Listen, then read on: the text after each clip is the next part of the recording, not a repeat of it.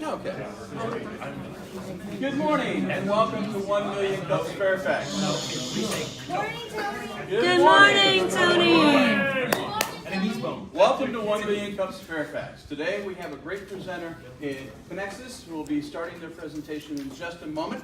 But before I begin, there are a few things that I need to cover so that we can all have a wonderful experience for today. First, if you haven't logged into your 1 Million Cups, please do so. I will be counting heads, looking at faces, and if I don't see you logged in, I will harass you. That was a joke, please. But please log in. We could not put this on. 1 Million Cups is a Kaufman Foundation initiative where every Wednesday morning, millions of people all over the globe get together to support and encourage and help entrepreneurs. Today is no exception to that, where we have a great group of people. But to put this event on, it's not a one-person show. So at this time, I'd like to acknowledge all of the organizers who help put this on every week. So if the organizers could please step up front here for a moment.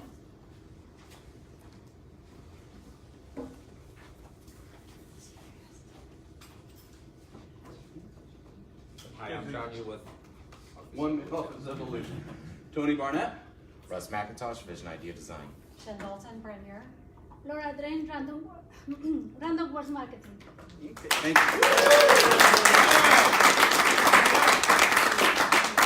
Now, this is going to seem repetitive, but I'd also like to thank our sponsors who help us put this on each week.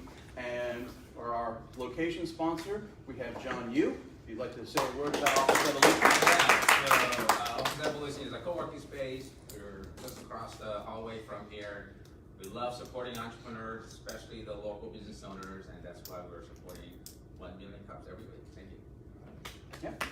And also, I'd like to acknowledge and give a word to Laura Drain, who is our coffee sponsor, who allows us to enjoy the coffee without having to be charged for it.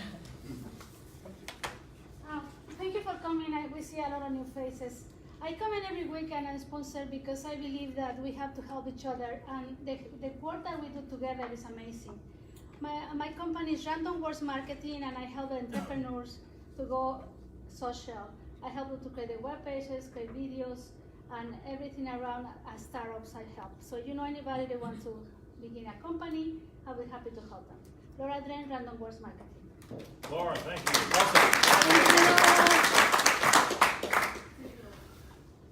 So, I'm going to go ahead and do so. We have a lot of people here today, and I'd like to just give a little quick round so everybody can do an introduction so that our presenter has an idea of who's in the room. Okay? So, please just say your name and your company and just move on to the next person. So, start over here. Tom Scheich, Long and Foster Real Estate Agent. David Olson, D-Hill Financial. Dan Linder, Golden Rule Home Watching Concierge. I'm Jack Ray, I'm Toby's son.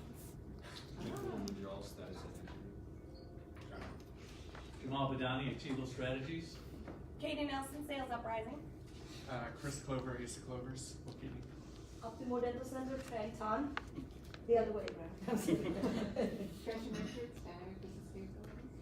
Russ McIntosh, Vision Idea Design. Okay.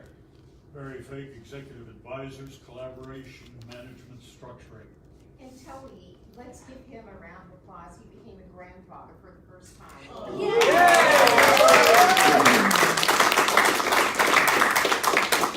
Share that more news more often. Look how long it took me to learn how to get it done the first time. That's the problem. Okay, that's it. All right, too much information My name is Martin Nuke, CEO of Tenzing Global. Ken Portnoy, ASPC Toastmasters. Coffees and Dogwood, Nasotech, small business, small ID business. Gary Cohen, Sulos Incorporated. George Sarabi, and for the last time I'll be able to say U.S. Army. After 30 years, I retired at the end of the month. Good morning, everyone. I'm Joyce Kuntz with Visionary HR Solutions. I'm Gresham Harkus with Blue 16 Media. Good morning. My name is Jeff Englander, and I'm in cybersecurity sales. Kevin Christopher, just representing myself. Okay. And we already know Laura and the lovely lady in the red in the back. Karen Schwab, Fairfax County Economic Development Authority, the marketing arm of Fairfax County. Jen Dalton, Brand Mirror. I do personal branding for entrepreneurs and executives. Alan Anderson, I help small businesses with their sales efforts. Okay. Kurt Nguyen. I'm with QNexis, and I'm the presenter today. Yep. Which segues beautifully into my introduction. So we're going to, if I do this right, nope, ours. That's fine, stop. Oh, No. wrong. Go back where you were. There, no. Turn your controller upside down. Oh. Before you go, you have the first poll says parking, what does that mean? Okay, so we're on the last day of the last presentation of the month, and if you don't have one of the white label parking stickers in your car, please take it out and put it in now. Enough of you have been here enough times to know that you grab one of those at the beginning of the month and it carries you through the month. Starting next week, we'll be on the June one, and then if you go online, there's already one online, but Laura will be sending out emails so everybody can go ahead and get one. Just so that you don't have to run the risk of being towed. Huh? If you're in the garage? In the garage or out front. It's a 2-hour parking limit. Yes. It's on the Eventbrite. Eventbrite page, You can download it. if you register, and then I'll also put it on the Facebook group. Okay. So the way we're going to be doing this is we're going to have the presentation, Q&A ideas, and then we're going to have networking. But we also have an opportunity today where we're going to be hearing at the end of the presentation from a former presenter give us an update on how their company has done since they presented, which was almost a year ago. So, without further ado, I'd like to introduce you to Kurt from QNexis.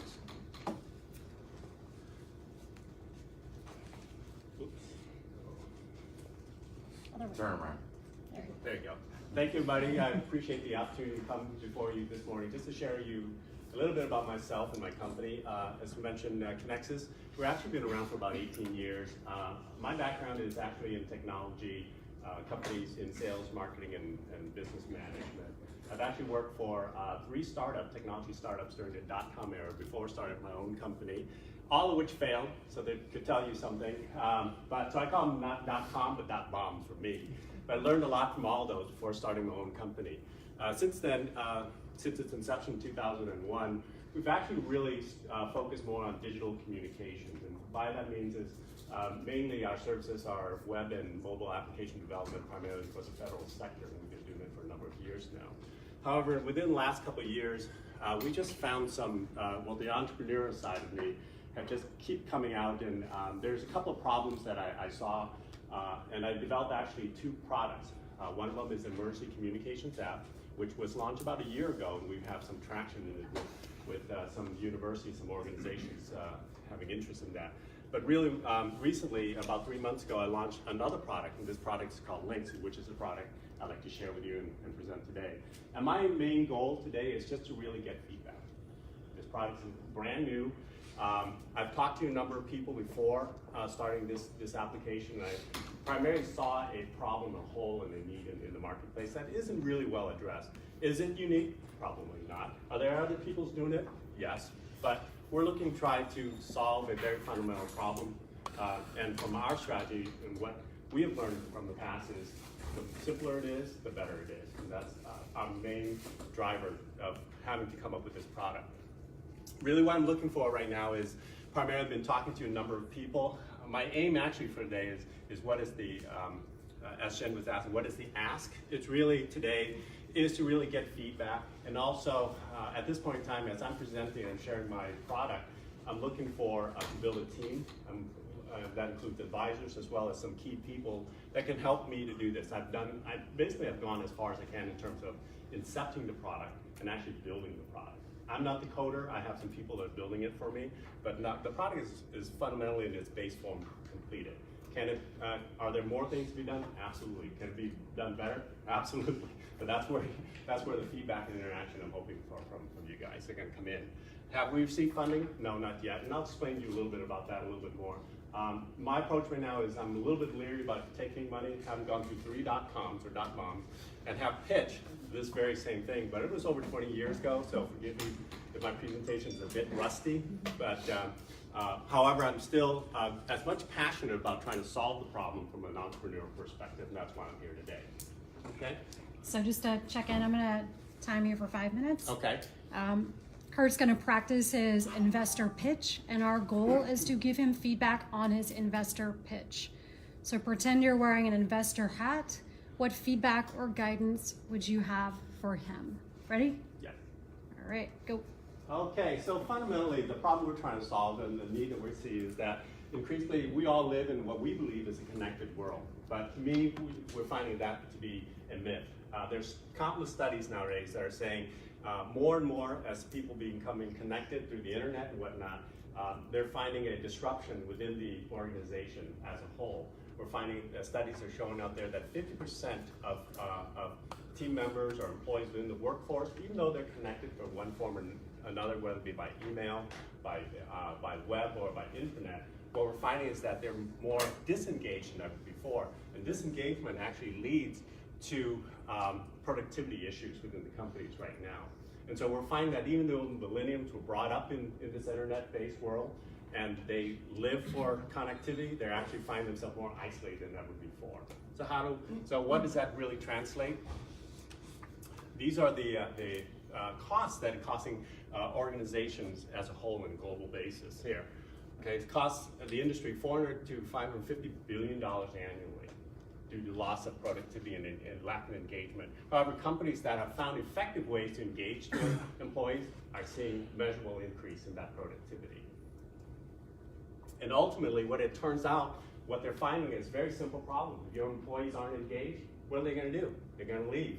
Imagine nowadays, especially with open platforms like Facebook and LinkedIn, you're now your employees, not just you, your employees are just a click away from 500 other people. So how are you going to make sure that they're going to be brand loyal to you? It's a very difficult thing to do.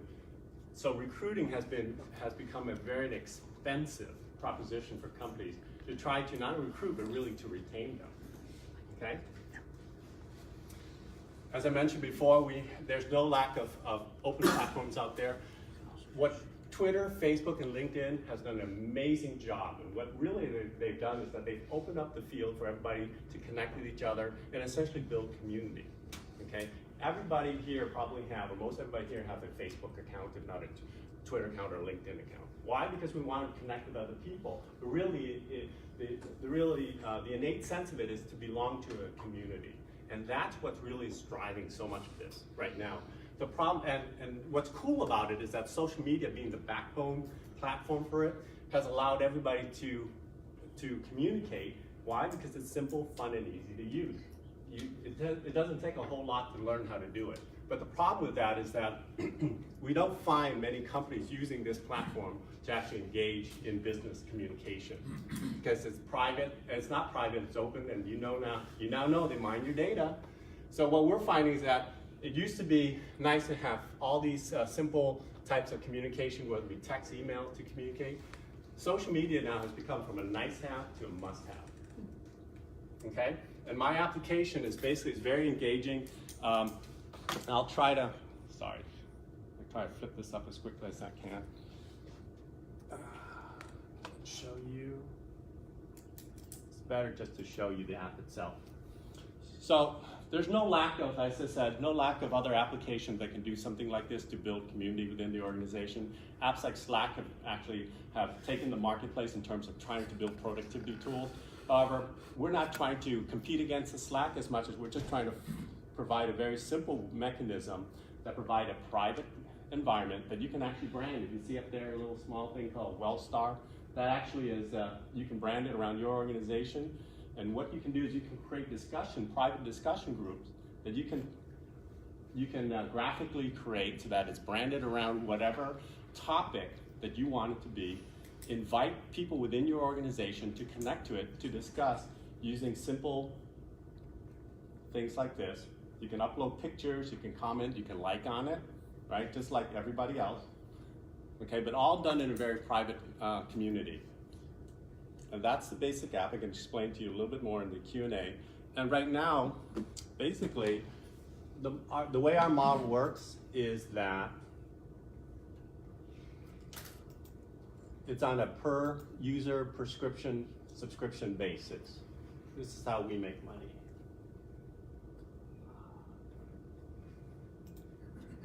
Just use your clicker and click forward. Oh. Just try this. No longer working. Okay.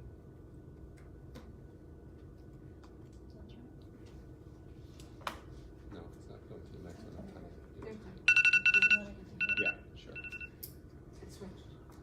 Oh, okay, great. So it's on it's a SaaS-based subscription. It's hosted on AWS right now, and it's per user per license per month. Okay, this is just our base model. Our pilot program consists of about 100 people, and our average sale, we believe, for a typical organization that we like to target to generally have about 1,000 to 5,000 users, which generates about $360,000 per year. Our revenue model is such that we believe that we sell through pilot programs and ultimately convert those pilots into production licenses, and with it too as well, there's a number of, we believe, about 8% renewal factor on it, which will help us to have incremental revenue over time. Right now, as I mentioned to you, we actually only have a couple of beta pilots that are going out right now, and we have an association that's looking to do this to add value to their members. So instead of paying your membership due and getting the occasional quarterly e-news blast that nobody reads, now they can actually create communities to invite their users in to actually collaborate, build that community, build that connection that they want. We're also talking to another large organization, a university, about how to engage their students better to provide more ongoing distance learning and interaction. So let's go ahead and pause here, and Russ is going to facilitate Q&A and feedback. Did I do okay? Stay up there. Stay up there. So I'm going to help moderate the Q&A. A couple of things. There's note cards in front of you. Please fill them out with your name and information on there, and any questions or advice you may have for Ken. That'll be very helpful at the end. It's kind of hard to remember everything up here. When you get a chance, raise your hand. I'll pick the people out. You don't have to keep your hand up. Once I point out you, you'll be fine. This gentleman over here. Yes, hi, Jeff Englander. Hi, Jeff. Quick, just a comment. You asked, how can we help you with your pitch? My recommendation is you did a really thorough job on describing the problem. You could probably cut that back. Okay. I noticed that I bet you if you did half the amount of slides, you'd be just fine. Okay, good. Because basically you described it, but then you kept describing it. You should have gone quicker to how you solve it. Okay, good. I'll half that down and cut that down in half. Thank you. Go ahead. So, Dan Linder, Home Watch Concierge. So, when you describe the value proposition, it being private and not being as open as Facebook, who would that value prop be to? Because corporate management is going to want to see. I mean, they're going to pay this kind of money. They're going to want to mine the data. They're going to want to be coming from the corporate world where we had to use CRM. It was constantly pushed at us. It was being easier to increase your sales funnel, but at the same time, we were reluctant to do that because they would mine the data, and so what they became the company's property. So, is the value proposition about not being open or being open and private? Is that to the users, or is it because the corporate executives who would pay for this are going to want the data? Sure. That's a very good question, and right now, our base product has what it has right now, which is primarily the ability to interact. Long term in our product life cycle, we're probably going to want to add in a data mining engine. How much of that is, again, we're kind of learning some of this stuff as we're going along. I do understand the privacy issue, how deep and how much, even in a private network like this. I don't have the answer to that, but that's definitely a good, good question. The worker bees they like the privacy, but I think your challenge is having something pushed out there that they have to use, and then people are going to fight back against it or not use it for what it's intended to be. Yes, hi, Joyce Coons. My question is, a lot of corporations have what we refer to as the intranet. Yes. And each of the foundations can have theirs. How is your tool different than what we already have as intranet? Sure. So based upon what our experience, what we've known, because we work with a lot of federal clients, and in terms of intranet as a whole, and I come from a long line of building websites and whatnot, the primary problem that we see intranets is that one is web-based. Nowadays, people don't want to go to the web for anything. When we build websites, about 10 years ago, we have a rule of thumb called the 3-click 30-second rule. If I can't find the information in 3 clicks in 30 seconds, you're not going to be able to get people engaged. Nowadays, with mobility, social media, and whatnot, it's actually now down to 1, maybe 2, in 10 seconds. So the advent of websites and internet, the problem with that is it's still very hard to navigate, and you still have to get to it.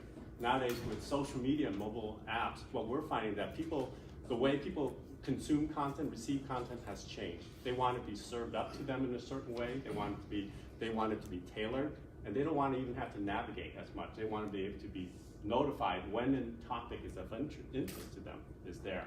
And so what this does, hopefully, we believe, is that because you're building around discussion groups that's germane to that organization, and you're inviting people, or they're request to join into it, they're getting that information as they want to be there, not everything else within the sun. So we're hoping that will change, that'll solve some of that problem. Tony? Okay, I've got 2 points. Yes. This is to the structure of your presentation. Okay. First, flip it. And what I mean by that is show the product, show the software first. Okay. Don't sit there and do a live demonstration. Do screenshots, okay? Because have screenshots because you never know where you're going to be presenting. You don't know what your signal is like. And nothing looks bad to an investor than someone who appears disorganized. If you have your highlighted screenshots there, the first 2 or 3 slides of this is what's cool about this, you capture their intention. Then at the end, you discuss the statistics. Okay. You put in the reasoning for it. So you show them the tool and then you give them the reasoning for it at the end, which helps drive into the conversation. Okay. The second part of it is, again, is have the static screenshots ready to go. Okay, showing, because they're there and they're interested in you, they want to see the tool. They want to see as much of the tool as possible. They can read and research about it all they want. So the more slides you have showing the tool itself and functionality without necessarily doing it live, captures their attention, and then you go into the justification for it, which then leads in. Because I've seen enough presentations to know when an investor is interested, they're going to start answering questions at the end. It's a lot easier to go back 1 slide than to go back through your whole deck at the beginning of the presentation. Got it. That's good. Good input. Thank you. Hi, I'm Gary. Is your product tin can certified? That is, you can use it on various platforms? It's right now we only have it available or SCORM. on it's not SCORM, but it's definitely available on Google and also on Apple right now. You can actually download it. The only problem is that you can't connect to anything because it's built around an organization, so you have to have special access in order to do that. So, yes. I'm actually going to disagree with that. So I actually thought your statistics at the beginning was a great attention getter, and it shows that there's a market and there's a need. So I would actually read the statistics. I agree that the problem was too long. Okay. I think for the solution for your app, the screenshots would work, but I think you need to talk a little bit about the functionality, right? So you have all these different social media platforms. So what do you like? Do you like LinkedIn and Facebook or Instagram? You know, so you want to talk kind of generally high level, and then and then after that, I think painting the picture of how this actually benefits people is good. But the 2 examples you gave were sort of how companies' users would benefit. It didn't really loop back to how you were going to improve employee engagement. So I think if you could, before those, give an example of how they could be used internally to improve engagement, then it ties it up nicely. That's good. That's good to know. I don't have that well laid out in another slide that I have. That's good. Thank you. Just 3 things I would think about adding in. One is a roadmap of the product evolution. Another is around having a team slide. Investors invest in the people behind it, so it's not just you, but who are your developers, what's their expertise. I would stay away from saying companies that you've been at have failed before. Ignore that and leave that out. I know you're a little bit nervous, and I'm sure you wouldn't say that, but I would not put that in there. The other thing I would say, and this is following on to Gretchen's point, have you done any focus groups or surveys to really get anecdotes and feedback from, like from the association who's doing the beta test? What were their complaints? How has this helped them? Yes. To that point, we haven't done any formal research, but we actually have beta sites that are like one of the associations that are using it now and telling us, hey, here's what they like about it, and here's how they're using the application to enhance value. So we're trying to get direct feedback and coming up with value propositions for this. Okay, great, thank you. You're next. Spotted here. As an investor, I missed the question. What you're asking me? Do you have a capital need, or what is the kind of? The ask is at this point in time, yes. As an investor right now, actually, it's a little bit of a misnomer. Really, right now, what I'm looking for is to build my team, so that I can round out that organization that Jen is talking about. And 2, I'm looking for advisors. I'm actually taking a slightly different approach, whereby we're trying to build the product and grow the product incrementally and organically first, to have that until to me, unless we can actually prove a model that works, with at least about half a dozen or so clients that are paid clients that are giving us some positive feedback on it, then we're gonna go out there and see what our financial needs are. Yeah, okay, that was really an area that was missing. The one thing that But I'm planning for that. Well, personally, but maybe that's more a personal preference. I was not really excited about disqualifying LinkedIn, Facebook as bad for the company. I think they have proven to be very, very strong contribution for businesses. I think you have a better story when you just say, but they're missing something and this is what they miss. Okay.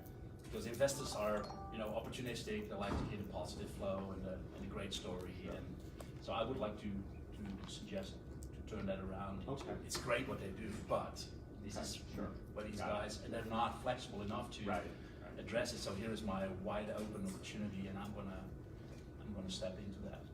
Definitely, that's great, great input. No, thank you. David Hillison, Deal Financial. I guess my questions were along the investor line as well. Okay. Right? Going back to how am I going to get my money back? Yeah. So when I look at, I thought you said there were 3 different ways you make money, but as I sort of look at them, they all look the same, which is from a per user subscription fee. I sort of draw the analogy with Nextdoor, which is building communities within your community. And I think in general, they have been successful. I believe that access generally is free. And then you have advertisers or things like that, services that are already interested in your neighborhood. So if someone spent $360,000 for the service, what you believe the savings would truly be from improved morale, so that goes to that goes to the ROI that they need to be able to develop more on that. No, I appreciate that input. Mm-hmm. This might be kind of related to that. Like the numbers up front were good. I thought they could kind of be whittled down a little bit more. Like you had the overall industry loss, I think, but I almost feel like you need to go to an average company's loss. And then I agreed with this gentleman, I've got 2 more points, about the walkthrough you did. It was a little distracting. You have the slides in the background and then the actual demo. So if you could break it off in a few slides where you knew it was going to be there, you didn't have to fumble with it, it'd be a lot smoother. Okay. And then the other point that relates to the first point about whittling that number down a little bit more to show sort of the market and the impact of the company is what is the actual potential market that you see? How many customers? Where is your initial target? Because that will help, I think, an investor understand where that opportunity is, what the potential payback is, and that you've done the research and you know that there's business out there to be had. So those are things I think might make a lot of sense in the flow. Thank you. No, that's good points. I do have some of that in development, but not all of it. But you're right. It's hard to get to because it's probably brand new markets. You're next. Couple of quick questions. Private community, does that equate to secure information? Yes. Is that secure information? Yes. Then you should highlight that. Okay, private means, but if you actually provide something that's secure the Defense Department can use, that we're actually talking to them right now. Okay, second is, how do you increase your 80% renewals to over 95%? I don't know the answer, don't expect that, but people don't, 80% is nice, 95% is really good, okay? And the last one is your IP protected? Do you have patents? We're developing that right now. Then state that. Okay. That's what investors want to hear. Thank you. Alan? 2 questions, and maybe I just missed it, but who is your target market and what's the benefit to them? Right. I just didn't get that in your presentation. Sure. Target market would be medium to large scale enterprises, and we're really targeting the HR and the communication side of the house because HR is dealing with attrition of employees and also engagement employees. And so there are data stats that's out there that are saying, here's how much it's costing a company every day to to get a new hire. And data alone is costing companies a lot of money. Not talking about just the engagement loss, the productivity loss that's going into that. So that's one data point that is there. There's the benefit. So it's HR you're saying? It's... Yes, HR and communication, internal communication groups. Okay, I'm confused because if it's HR, because this is for a group of people within the organization that are solving a problem, if I'm understanding correctly. How does HR get involved in that? Or what am I missing there? HR would be involved in the sense that they would be the sponsor for this in helping to come up with solutions that address engagement and productivity issues and retention issues within departments across the organization. What we're hearing from them, at least, I've talked to a couple of different ones, is that the time that they're spending to come up with internal programs to try to, you can only incentivize people with money and with perks only to a certain point. But unless you can break certain habits, that's there, right? Every organization possesses three things: people, process, and tools. And those are the things that they have in control that they can actually do.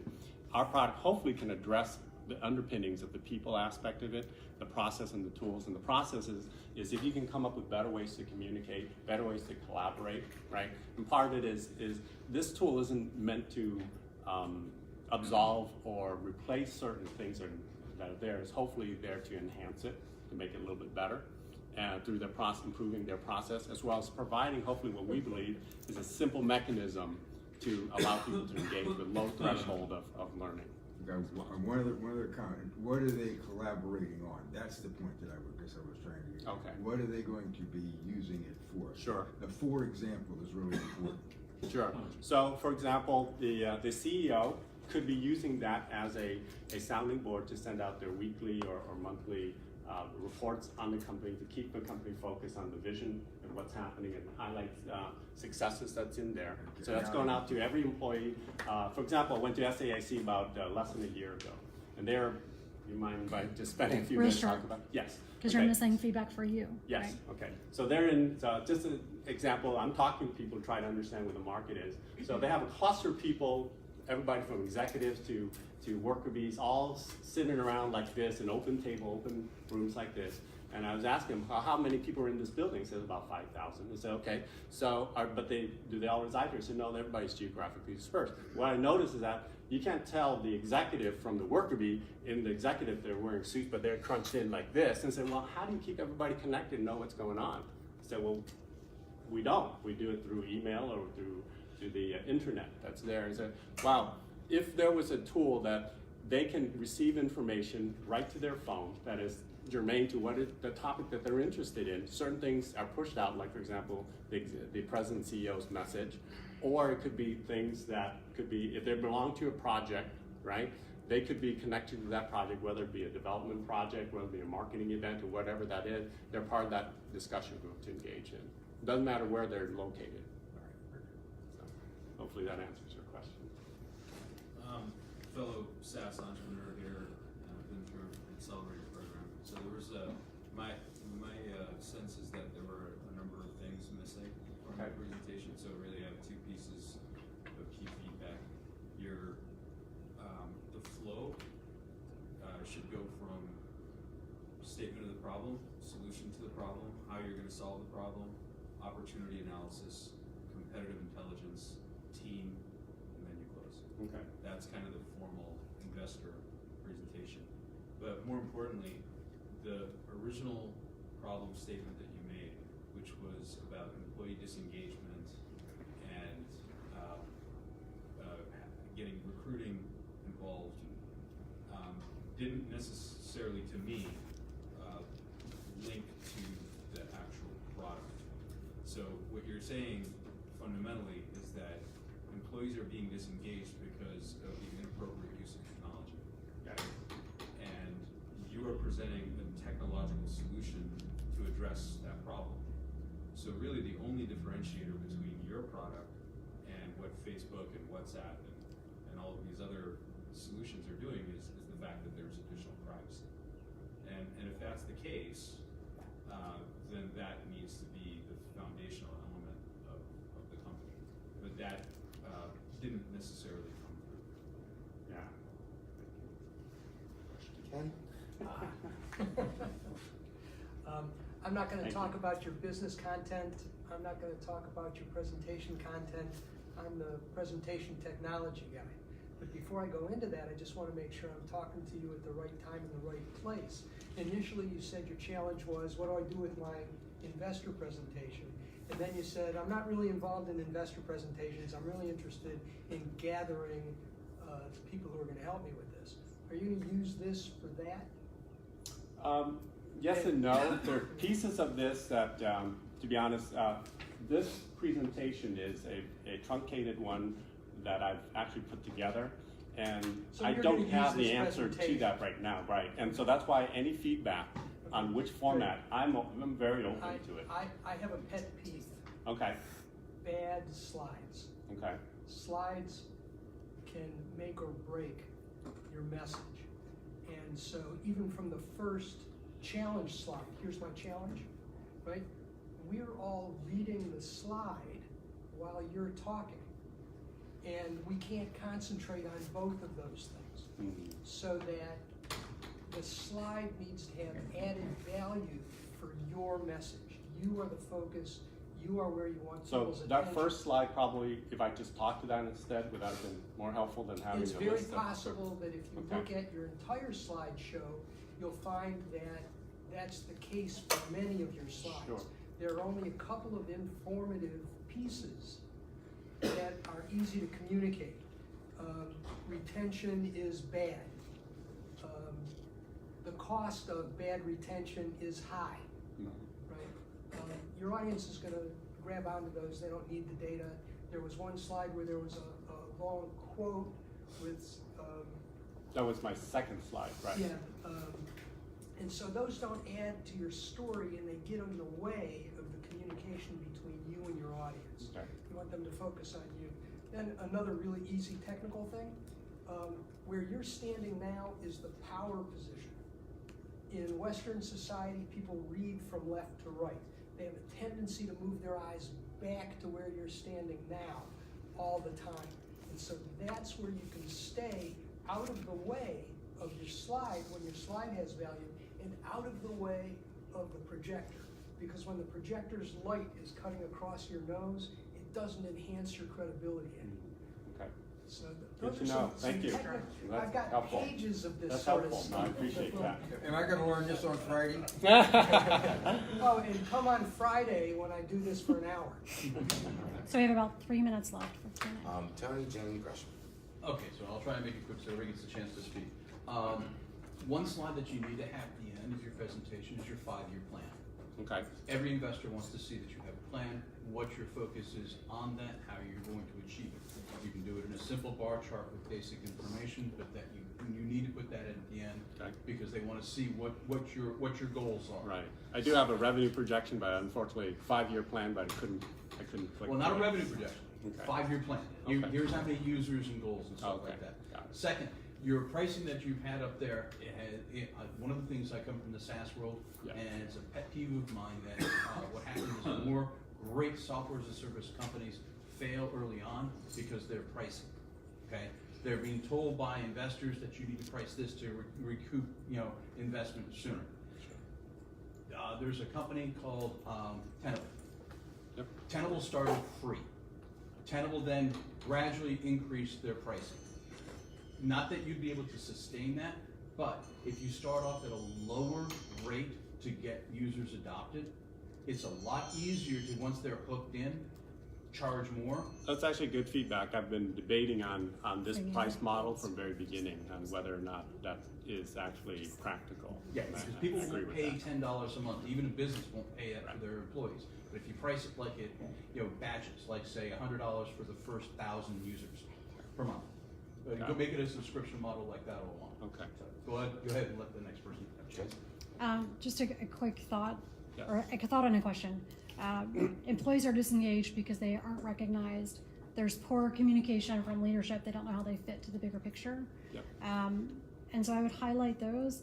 I guess the question I have is, safety is still it could be an issue for a lot of companies. Like, how do they communicate? So I was curious, maybe you should think about integrating some elements from your past product into this one. I don't know, that might be too much. Just a thought. You mean the emergency communication piece? Yes. Yes, because if this is about, we care about our people, and this is how we use it to, you hear from leadership, you hear what matters, and by the way, if something does go down at the company, this is the tool we're gonna use. That's a pretty impressive hook, and that is a reality. Just a thought. Okay, good feedback. Thank you. Yes, I was going to say probably along the same lines. My thought process was about the competitive analysis part, like what exists already and what makes you unique. Because I know like Facebook has a workplace app, and I just try to drive home exactly what exists, why you're better, and it might be the security, it might be all those aspects, but I would drive that home. I think we're done. Then there's Slack and a number of other providers. Tony, you have one final question for him? Oh, maybe not. Yes, what can our community do to help you? Yep, I know. That's our final question. Oh, okay. Well, no, I. Okay, she's on her way. All right. Well, all right. Well, hold on a second. Sorry, let me past do this presenter real coming. quick. I'm going to put you on speakerphone since it's traditionally your question. All right. Oh, So it's you Donnell. ask your question. Okay. Hang on. Okay, we have Donnell on the phone, and Donnell has the final question. Go ahead, Donnell.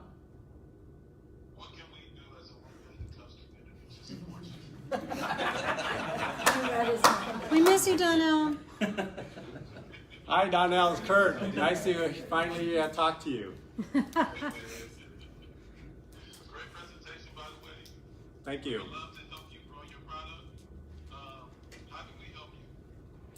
That's a very good question. And right now, primarily, again, what I'm looking for is just to really, I'm in a proto stage of the company. The product is done, at least it's not like it's in concept. The product is built.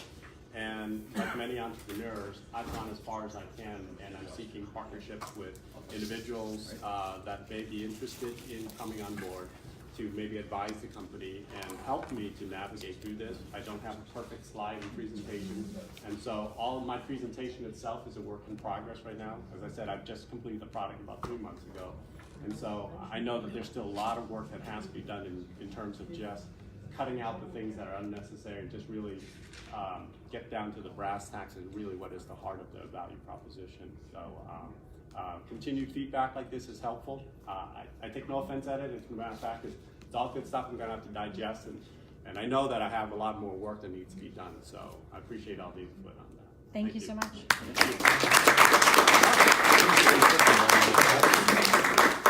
I have one question. Does this even make sense? I always ask that. Yes. I think I like it better. I think I like it better with the emergency notification system integrated into it. Okay. Because from an Well, invite me back. I'll tell you about the emergency one. Okay. Thank you. All right. Thank you. All right. Now, as I teased in the beginning, we have an update from a former presenter. So at this time, I'd like to invite Jamal Bandani from Achievable Strategies to come up and give us an update on what's happened with his company since he presented, which was almost a year ago. If I remember. Exactly a year ago. There you go. Good morning, everybody. Morning. All right, Jamal Badani with Achievable Strategies, and yes, a year ago I was in the hot seat right here. Just started my staffing company a year ago, actually a year ago March. Jamal, can you come over to the middle a little bit more? Hold on, let me go to the power position. Yes, there we go. See, I listen. So it's been great starting out here and getting the feedback from this group on how to get my company off the ground and trying to get business, because that's really the hardest thing when you start a company, is getting customers and figuring out how to connect. And so that was really my problem statement when I came up here was, you know, I know how to do recruiting. I've done it for 30 years. I've been in government contracting at the director level or above for the past 15 years. So it wasn't so much understanding the technical knowledge and skill and having a recruiting company, but it was how to connect, network, and get into the government sector or the commercial sector, and that's where I got the help here from everybody here. So since getting my first customer in March, I'm up to 10 customers off and on in the past year. And as I told Dave, I've made it this far. But the biggest challenge, like most of you know as an entrepreneur, is hunting for that paycheck every day. It's like, oh my God, man, how am I gonna make, that next invoice or that next customer, a month from now to keep going. And, I'm still at that phase. I haven't landed that one customer yet that I can say, I can take the pack off and rely on that continuous invoicing every month for a year or whatever. I'm still pursuing that. And then in closing, the other challenge that I face, like most entrepreneurs do, is that mindset switch, which is what I was really getting into and trying to get an understanding when I presented a year ago. When you work for a company for decades, for me it was over 20 years of getting that continuous paycheck every 2 weeks, to now being an entrepreneur and having to go find that paycheck. But what I've come to realization is when you make that switch was really difficult, is it's really the same. When I got laid off as a vice president from a company, it was unexpected because they were putting themselves in a position to be acquired, so they laid off, a top layer, and then here I was without a job. So it's no different as an entrepreneur. Your next paycheck really isn't guaranteed. That's what I came to find out. So, so if there's one thing I can tell everybody here, starting your new company, right, is just keep hunting and keep plugging away. And, we all have those moments where we wake up in the morning with anxiety, and but you just have to keep driving through. So that's my update for everybody here. Okay. Anybody have a quick question for Jamal? Did the feedback from this help?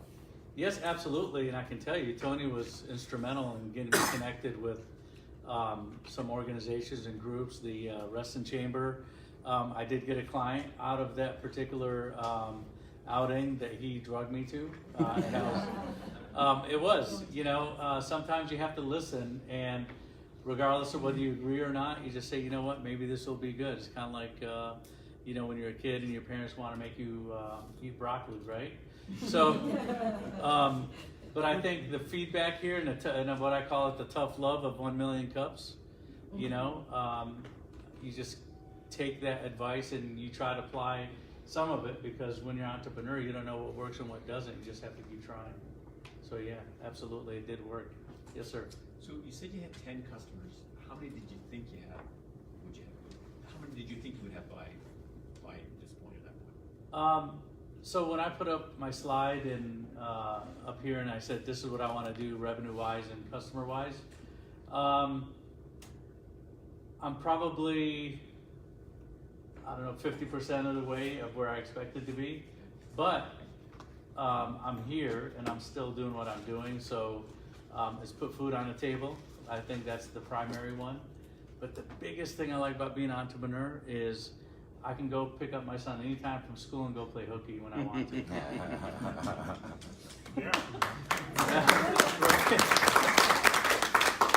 Yes.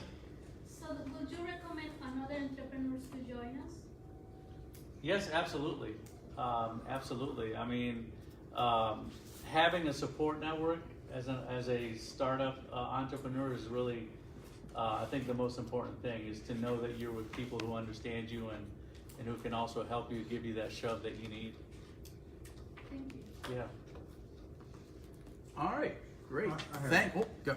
Just one quick comment. Yes, sir. I think one of the best things is that you don't have that one account that's going to give you a bunch of money, because I've seen several companies go out of business because they relied on that and didn't go do what they had to do, which is the hunting. That's right. That's right. That everyday hunting. Yeah. You got to hunt. That's right. All right. Thanks, Thank you so everybody. much. Okay, thank you. Thanks, So as you can see up on the screen, next week is Oopsies. This is a really unique new app, new technology. I'm not going to divulge too much of it, but suffice to say, this is going to be one of those fun ones, like today, where it's a new technology that we've really not had much experience with. So it's going to be a lot of fun. Okay. Then in 2 weeks, Startup Space, and credit to John Yu. This is another organization that's helping entrepreneurs get off the ground. And it should be another, their challenge is a bit unique from what you typically would see. So it'll be neat to sit there and see a challenge from the other side of what we usually do, which is, giving, recommendations, advice about marketing and things like that. And that'll be fun. Now, great news is, apply to present at 1 Million Cups. David has applied. Thank you, sir. We have others in the pipeline. So right now we're looking like, we're building a nice pipeline through the summer, but we need more people. I would love to be booked up all the way into October at this point, but the fact that we have enough people to get us through the next month or so is wonderful, but we need you there, okay? Now, normally I save this time for anybody who has any announcements. So if there's anybody who has anything up and coming, going on, I'm right now, just to let you all know if you haven't seen it, starting next week in DC is Cloud Week in downtown. So if you're into IT and cloud computing, there's going to be some great companies and great events through the 3rd through the 7th of next month or next week. Jen? I'm going to be presenting tomorrow morning, delivering a keynote on leadership and storytelling and how that affects your organization's brand. If anybody's interested and you'd like to come, just let me know. Thank you. If you'd like to get more of that good stuff, I'm presenting at the Tyson's Regional Chamber of Commerce on Friday at lunchtime. You are welcome to join me. I have cards. Okay. All right, now. Remember I told you at the beginning I was going to sit there and harass you if you didn't log into the 1 Million Cups app. So there's 6 of you in this room who have it. I'm not going to point you out. I'm just going to sit there and I'm just going to sit there and put the pressure on and guilt you. Now, I've been dragging this out because of the fact that we were going to have another update from one of our previous presenters, Wine Key. And she has been stuck in traffic getting here, and I've been getting text messages and updates from Donnell about where her status is, and I've been dragging this out. But we're really just about out of time. I'm going to keep, if she happens to walk in at the last minute, we'll give her a chance to speak, especially after all the trouble she's gone to in trying to get here from DC this morning. But if anybody else has anything else that they'd like to comment on or speak about, we also, here she is, she's running in, yes! Good job, Yay! So without further ado, I'd like to introduce you to Marcel from Wine Key. For her update, since giving her presentation, which was also about a year ago. So thank you. Thank you for making it. Thank you for having me. So last year I was having a lot of problems with getting clients and then price objections. So since 1 Million Cups last year, we've gotten better clients that have bigger budgets. And then I was told last time to figure out how I'm going to differentiate myself between other bartending companies and us. So we started doing more innovative cocktails that you don't see everywhere. We've got color-changing cocktails now. We have, like for instance, if somebody wants a bourbon on the rocks, we'll actually inject the bourbon inside the rock, and they can use a hammer to break it. We give them like a little one. And we also recently started making little molecules with cocktails injected inside of them. We make the cocktail first, and then we build a membrane over it. So they're little molecules, like a gin and tonic will actually have little green, almost like bubble tea, with a larger straw, so you're making your cocktail, but you're also getting that experience.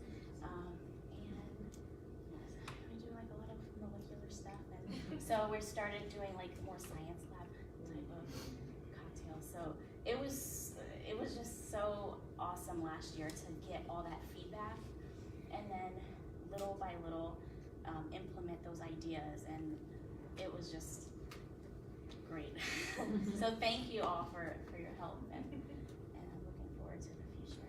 Well, since we have a different, thank you. Since we have a different group than we had last year, does anybody have any questions? Yes, I know it was a brief introduction, but Wine Key is a private bartending company that provides bartenders for events and private functions and things like that throughout the DC area. Wonderful company. So if you have any ideas or questions for her, please go ahead. This is the time to ask. I'm sure she'd appreciate a couple. Anyway? Do you have a card? Oh, yeah. I rushed in here, so I had to grab one from the car, but I do have some, definitely. Okay, oh, here we go. Jamal? Yes. Yeah, I can give you a connection to a friend of mine who does a lot of events. Oh, that'll be great. That he sometimes struggles finding bartenders for events. Oh, that'll be wonderful. Okay, Jared? Who does the training for your, Me. you do the training? Yes, I started writing SOPs, and also, so a big problem with me staffing is I come from a hotel hospitality background, and when you have great experienced staff, they know what they're worth, but then when you have a client that they don't want to pay what a Marriott's going to pay. So what I started doing was training for free. So in exchange for those hours, while they're in training, they don't get an hourly rate, but they keep their gratuity. And we kind of do it as a test drive. So there's a festival in Maryland that we staff, we're sponsors, but whoever wants to learn, there's an agreement that the bartenders that come aren't experienced, they get hands-on training.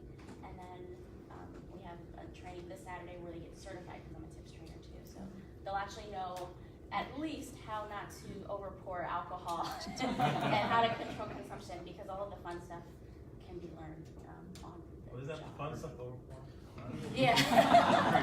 Yeah. What part are you sitting in? So I show them like which tools are needed, your